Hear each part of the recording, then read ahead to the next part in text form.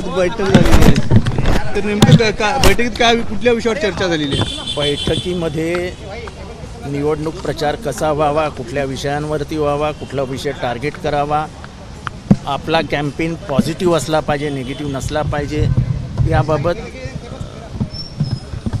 थोडी बहुत चर्चा झाली आणि काही प्रेझेंटेशन्स होते, ते प्रेझेंटेशन्स झाले आणि अजून त्याच्यावरती काही चर्चा झाली. सर, सांगली आणि भिवंडी या दोन जागेवर जरा तिढा कायम आहे, त्याबद्दल काय या असं आहे की ज्या अर्थी आम्ही आज सगळे नेते एकत्र प्रचार उद्या कसा करायचा ह्याच्यावरती बसलो आहोत, तेव्हा तुम्हाला इंडिकेशन नाही आहे का?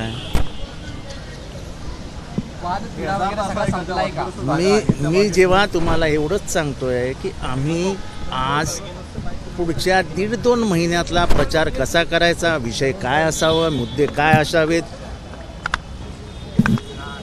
पुढच्या घोषणा काय असल्या पाहिजेत. आता एक साधी घोषणा निघाली, बस हुई महंगाई की मार, अब क्यों चाहिए मोदी सरकार.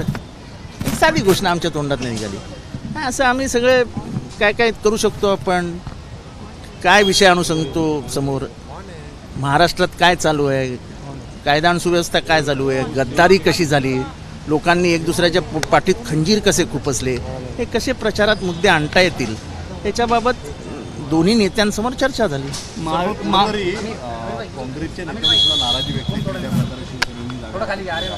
हे बघा, ते असं कोॲलिशनमध्ये होतच असतं, एक कोणीतरी नाराज होत असतो, पण अंतिमतः सगळ्यांची मनं एकत्र करून कोॲलिशन पुढे जात असतं. आज एवढ्या बैठकीत आपल्याला मी बैठकीचा सारांश सांगितला की नाही, की खेळीमेळीच्या वातावरणात आपलं पुढच्या 2 महिन्याचं प्रचार कसा असला पाहिजे, तो काय लेवलला गेला पाहिजे, इलेक्ट्रॉनिक्स मीडियामध्ये, प्रिंट मीडियामध्ये तो कसा आला पाहिजे, ह्याच्याबाबत चर्चा झाली. हो, म्हणजे आम्ही किती पुढे गेलो त्याचा विचार करा.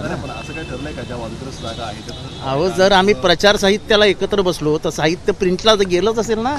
Closure report in the aviation civil aviation when Praful Patel was the minister in the aircraft. I congratulate Praful Patel ji that he has after all this got a clean chit which he wanted and that's why he is in BJP.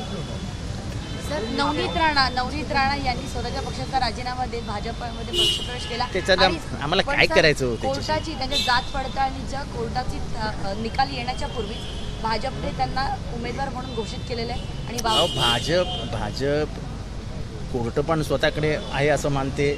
सरकारी अधिकारी तर ते म्हणजे चापूक घेऊनच सांगतात हा निकाल द्या.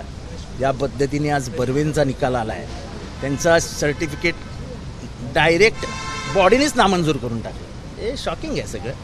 ठीक आहे, सत्ता राबवतात, सत्ता राबवली जाते, पण हे फार काळ टिकत नाही. हा अतिरेकी कारभार झाला.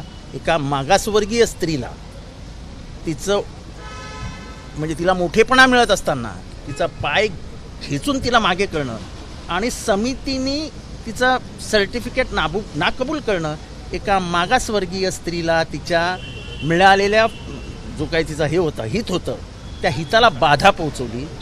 ह्या मागासवर्गीयांना कळेल ना आता हे कसे आहेत. हे काय सीट आम्ही आमच्या कुठल्या नेत्याच्या बायकोला देत नव्हतो. ती बर्वे ही प्रामाणिक काँग्रेसची कार्यकर्ती आहे, ती एकेकाळी जिल्हा परिषदेची अध्यक्ष होती, बोलणारी आहे, वक्ता आहे, विचार करणारी आहे. तिने चांगल्या पद्धतीने जिल्हा परिषद चालवली. अशा स्त्रीला तिच्या हक्कापासून वंचित ठेवणं हा खूप मोठा गुन्हा आज BJPने केला आहे.